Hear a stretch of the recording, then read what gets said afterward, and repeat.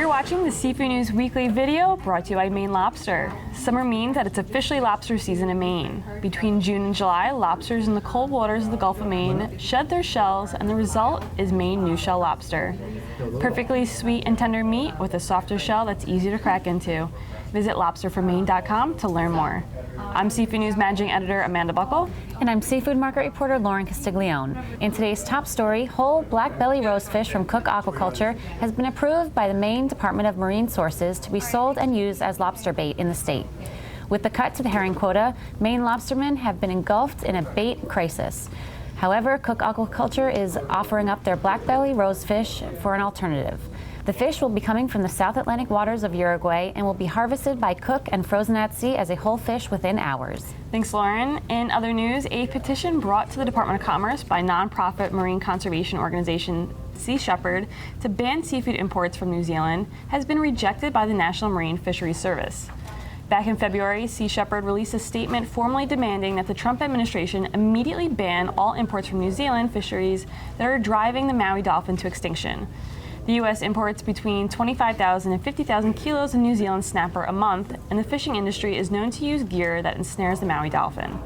However, NMFS rejected the petition because after reviewing supporting documents and risk assessment plans, they found that the New Zealand government is implementing a regulatory program comparable in effectiveness to the United States. Thanks, Amanda. Amazon Prime Day is coming. While Prime Day initially started exclusively online in 2015, Amazon purchase of Whole Foods in 2017 means that the deals have expanded into stores. And just like last year, seafood has made the list of Prime Day deals for 2019. From July 10th through July 16th, Amazon Prime subscribers who shop at Whole Foods will be able to score wild-caught sockeye salmon fillets for $9.99 a pound. A pound of wild-caught sockeye salmon fillets would normally cost customers $16.99, giving them a $7 savings during the Prime Day event. I'm pretty pumped for Prime Day. I don't know if I'm going to be buying salmon during it, though. I will be.